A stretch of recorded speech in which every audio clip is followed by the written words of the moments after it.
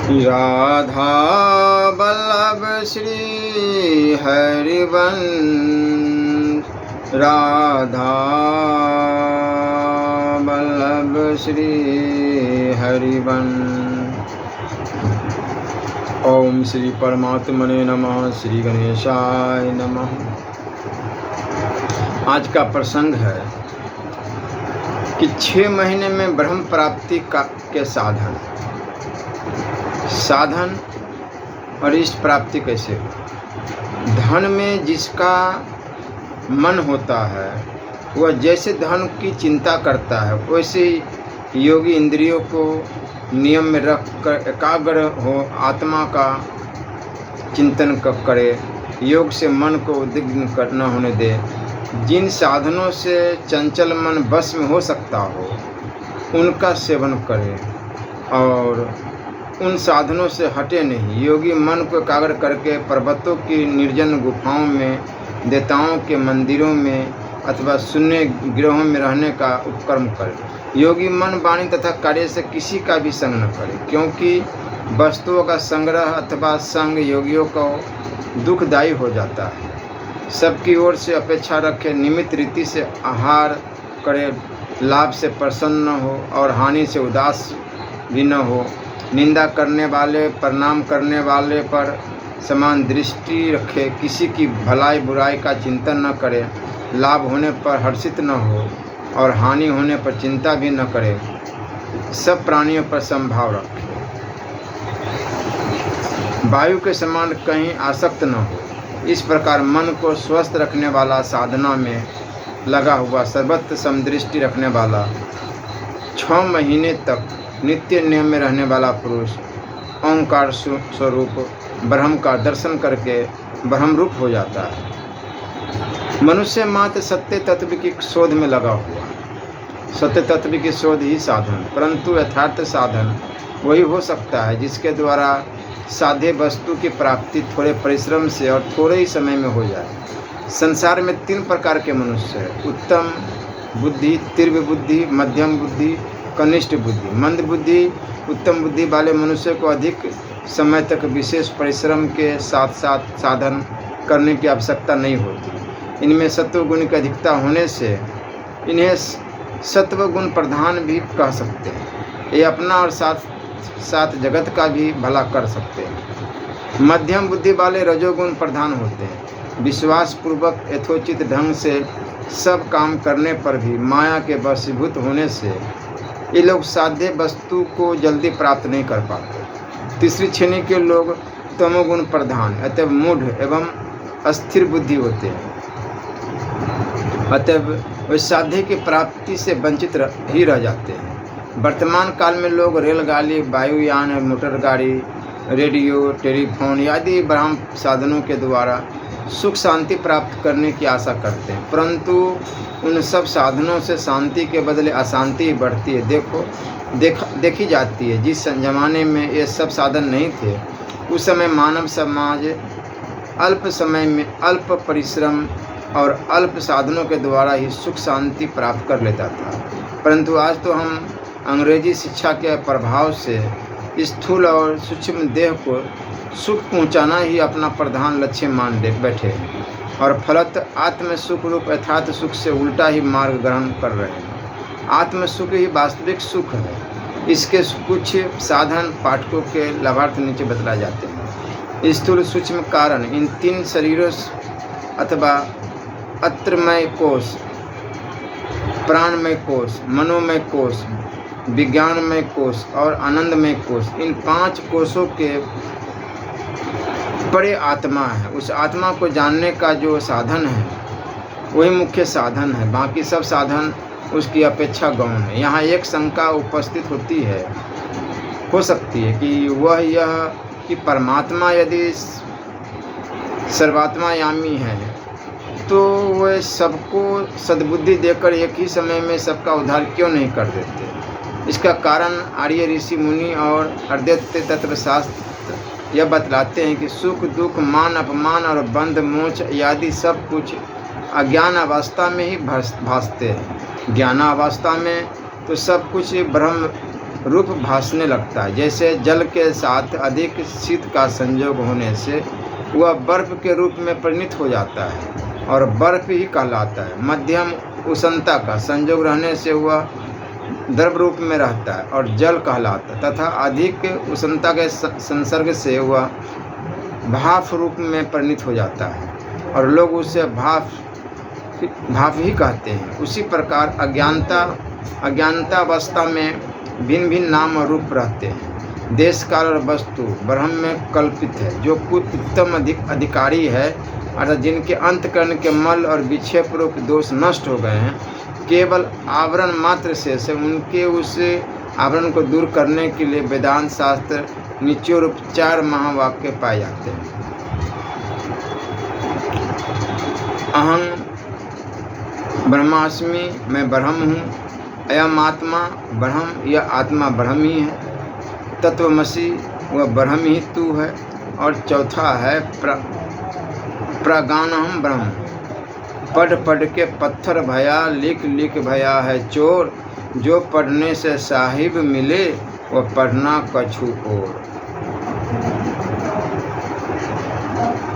जो बात अनेकों ग्रंथों में कही गई है, वह आधे श्लोक में कही जाती है। ब्रह्म सत्य है, जगत मिथ्या है। जीव ब्रह्म ही है, दूसरा कुछ नहीं। किंतु जो मध्यम अधिकारी है, अर्थात जो अविद्या, अस्मिता, राग, द्वेष और अभिनिवेश एवं पंच कलेशों के वशीभूत है, उनके लिए सारे शास्त्र की और उनमें बतलाए हुए विवेक, वैराग्य, षट संपत्ति, मुमुक्ष तत्व एवं श्रवण, मनन, निधिध्यासन आदि विविध साधनों की आवश्यकता होती है। कनिष्ठ अधिकारियों के लिए तो शास्त्र के साथ तर्क, वितर्क, युक्ति, प्रयुक्ति की भी आवश्यकता होती है। पतंजलि योग दर्शन में भी उत्तम अधिकारियों के लिए समाधिपाद, मध्यम अधिकारियों के लिए साधनपाद और कनिष्ठ अधिकारियों के लिए विभूतिपाद की रचना की गई है। वर्तमान काल में विभूतिपाद को मानने वाले, अर्थात सिद्ध एवं चमत्कार के रूप में आत्मा का दर्शन पाने की इच्छा रखने वाले अधिक मिलेंगे। ऐसे व्यक्ति पुरुषार्थ को गौण और प्रारब्ध को मुख्य मानते हैं। किंतु योग शास्त्र का कथन तो यह है कि पुरुषार्थ को मुख्य मानो और प्रारब्ध को गौण। पूर्व काल के बड़े बड़े तत्वज्ञानी तथा श्री रामकृष्ण परमहंस जी, श्री स्वामी राम तीर्थ आदि आधुनिक काल के महापुरुषों ने भी पुरुषार्थ के द्वारा ही आत्मदर्शन प्राप्त किया है। उनके जीवन पर दृष्टि डालने से पता लगता है कि उनका एक मिनट भी व्यर्थ नहीं जाता था। मेरे विचार से सर्वसाधारण के अनुकूल मार्ग तो यह है कि सबसे पहले शरीर को सुदृढ़ बनाया जाए। शास्त्रों में भी कहा है कि शरीर की रक्षा ही धर्म का प्रथम साधन है। स्वास्थ्य ठीक रहने से मन की स्थिरता भी रह सकती है। इसलिए अष्टांग योग में बताए हुए अनुकूल आसन एवं प्राणायाम का प्रतिदिन अभ्यास करना चाहिए और पुरुषार्थ को मुख्य समझकर अपने अपने वर्णाश्रमोचित कर्तव्य का श्रद्धापूर्वक पालन करते रहना चाहिए तथा जल में कमल की भांति निर्लेप रहकर जीवन बिताना चाहिए। कली काल जो है बहुत भयावह है, लेकिन हमारा जो ये शरीर मिला है मनुष्य का, ये बार बार नहीं मिलता। अब भाग्यवश कई कर्म, क्योंकि मानव शरीर जो है आधा पुण्य आधा पाप, ये दोनों के मिश्रण से बनता है।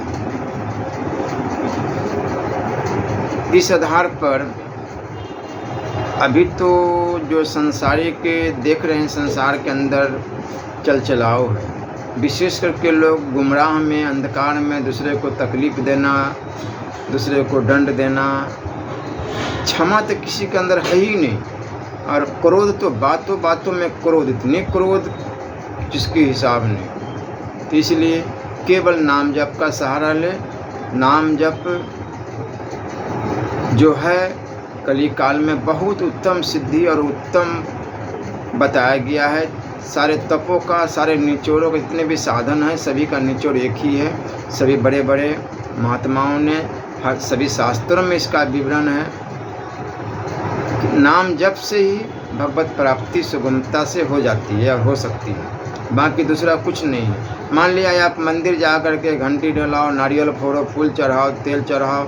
अरे दोस्त देखते कि तेल चढ़ाओ शनि महाराज को, फूल चढ़ाओ। अरे बाबा, तेल आप टंकर का टंकर तेल चढ़ा दे, तेल से क्या होने वाला है। हाँ, थोड़ा देर के लिए आपको शांति महसूस होगी, किंतु न्याय देवता तो स्वयं शनिदेव है। शनिदेव जो है कौन है? न्याय के देवता है। आप गलत करेंगे तो आपके पक्ष में थोड़ी न रहेंगे, उल्टा आपके ऊपर हावी हो जाएंगे और ऐसे हावी होंगे कि आपको बर्बाद कर देंगे।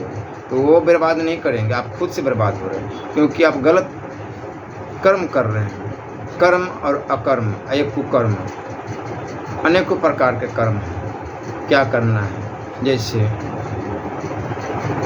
एक गिलास में दूध भरी है, एक गिलास में शराब पीनी भरी है। क्या पीना है वो तो आप पर निर्भर है, किसको पीना है। तो इसी हिसाब से केवल कलियुग में सभी साधनों का निचोड़ एक ही साधन शास्त्रों में बताया गया है। पहले के युग में तप करते थे 10-10 हज़ार बरस, हजार बरस, तब जाके परमात्मा का साक्षात्कार होता था। किंतु अभी तो ऐसा है कि बहुत जल्द भगवत प्राप्ति हो जाती है। केवल नाम का सहारा ले, कोई भी ऐसा श्वास न खा ली जाए जिसमें प्रभु का, अपने इष्ट का नाम न हो।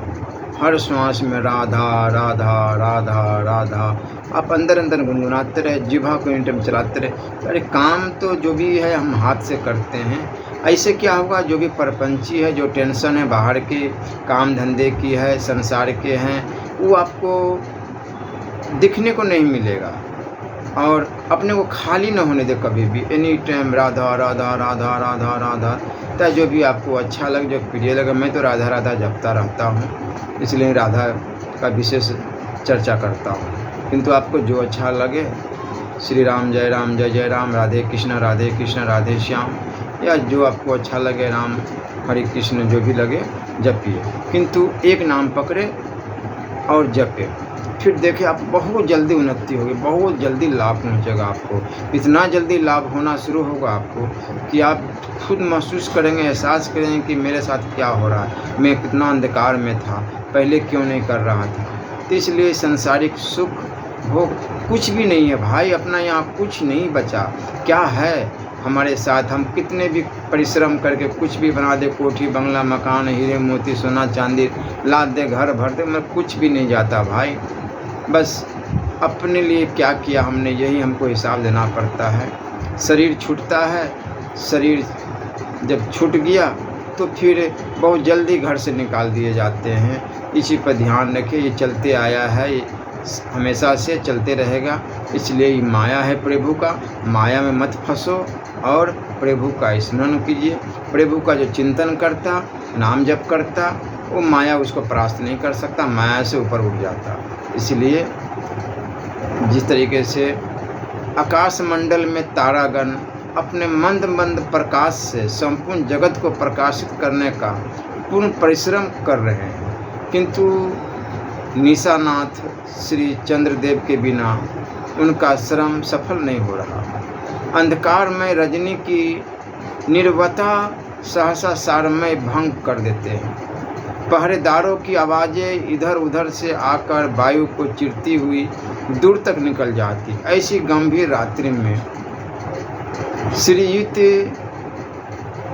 यादवेश जी अपनी मनोहर अट्टालिका पर शयन कर रहे हैं। स्वप्न में उन्होंने देखा महासागर की उतंग शैल शिखरों के समान भयंकर तरंगे उठ रही और मैं उस भयंकर समुद्र में डूब और उछल रहा हूँ। व्याकुल होकर चीखने चिल्लाने लगे, परंतु वहाँ पर कोई भी पुकार सुनने वाला न था। अत्यंत घबरा कर उन्होंने भगवान का स्मरण किया। सहसा एक महात्मा उस महासागर के जल पर चलकर आते हुए नजर आए। उन तेजों में महात्मा जी ने अत्यंत शीघ्रता से आकर कहा, यादवेश, तू इस भयंकर सागर में डूब और उछल रहा है, उसी सागर में मैं आनंदपूर्वक जल पर चल रहा हूँ। मुझे इस समुद्र से जरा भी कलेश नहीं। देख मुझ में और तुझ में क्या फ़र्क है, इसका कारण तू जानता है? तो उन्होंने कहा, नहीं भगवान, मैं नहीं जानता, मुझे तो बस इस सागर से निकाल दीजिए, मैं आपकी शरण हूँ। आप इस विपत्ति से मुझे शीघ्र ही बचाइए।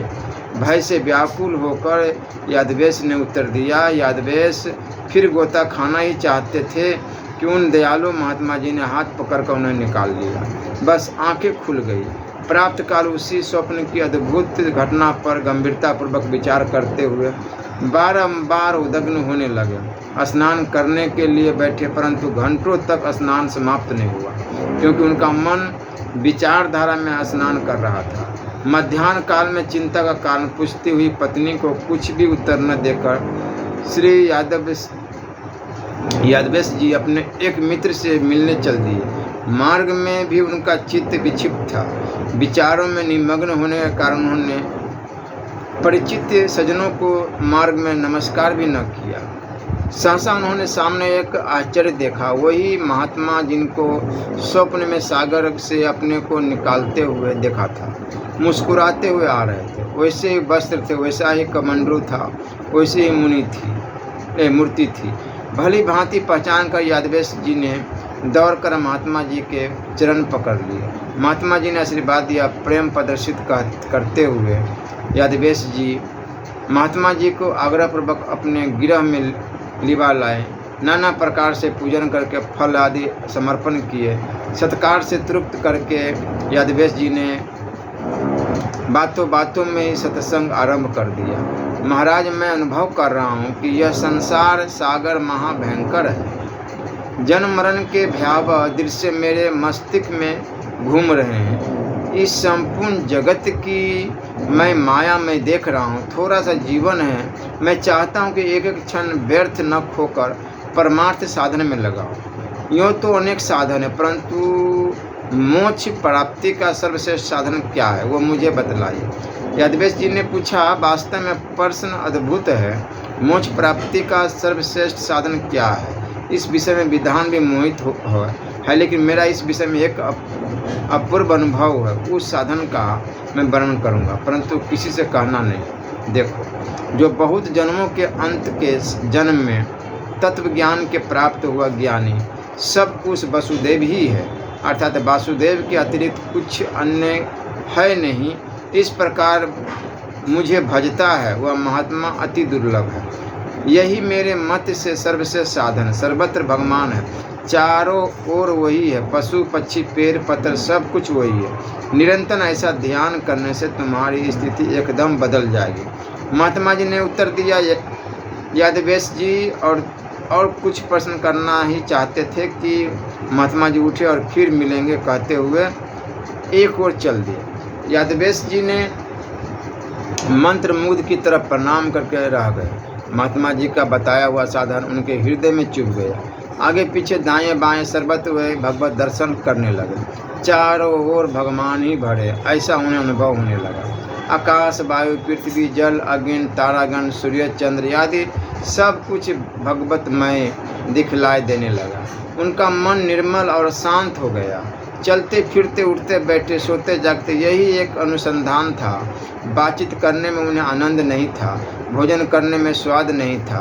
संपूर्ण विकारों से उनका मन रहित हो गया। सारा संसार ही परमात्मा का रूप है। ऐसा देखने वाला प्राणी किस पर क्रोध करे, किससे द्वेष करे, किससे कपट करे, किससे लोभ करे, किससे मोह करे, किसको छोटा माने, किससे बड़ा माने, किससे अभिमान करे और किसको वासना करे, उसका मन गंगा जल की तरह निर्मल हो जाता है।